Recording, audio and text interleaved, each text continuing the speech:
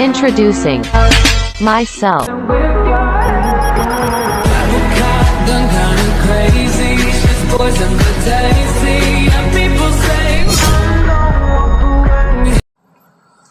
Bismillahirrahmanirrahim.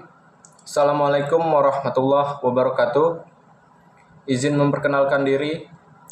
Nama saya Muhammad Abdul Hamid Al-Kabir, NPM 243111021, Program Studi Sistem Informasi, kelas 24A dari Universitas Teknokrat Indonesia. Di sini saya akan mengerjakan tugas mata kuliah Manajemen Bisnis yang diampu oleh dosen Ibu Nabila Putri Maharani, SM, MM. Materi dari tugas yang akan dibahas adalah definisi bisnis. Definisi bisnis adalah definisi bisnis diambil dari kata bisnis dan bius. Bius sendiri adalah kesibukan mengerjakan aktivitas atau pekerjaan yang mendatangkan keuntungan, dan bisnis sendiri adalah aktivitas apapun yang berusaha untuk menyediakan barang dan jasa kepada pihak-pihak lain saat mengoperasikannya untuk mencapai laba. Dan bisnis ada macam-macam kegiatan bisnisnya. Kegiatan bisnis antara lain adalah yang pertama, produksi. Yang kedua, pengelolaan sumber daya manusia. Yang ketiga adalah pemasaran. Yang keempat adalah keuangan.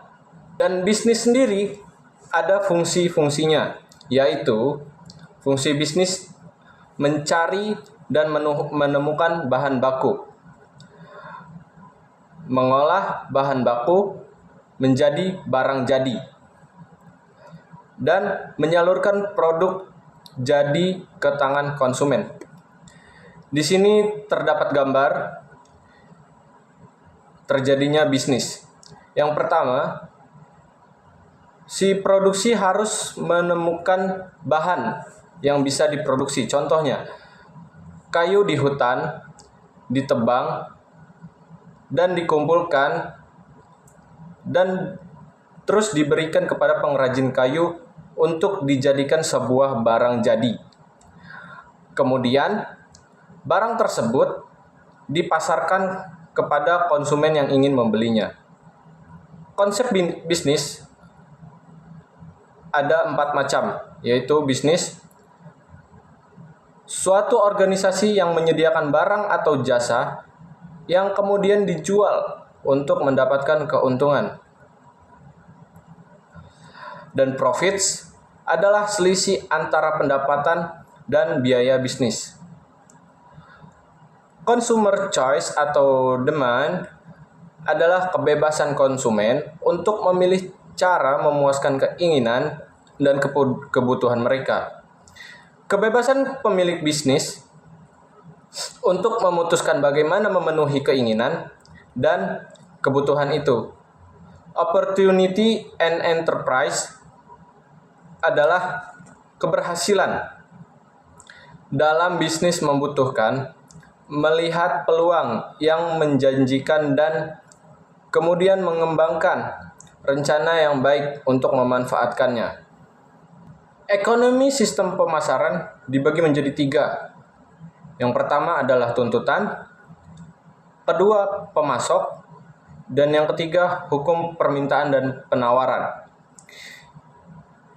Yang pertama, tuntutan. Tuntutan adalah kesediaan dan kemampuan pembeli untuk membeli suatu produk, barang atau jasa.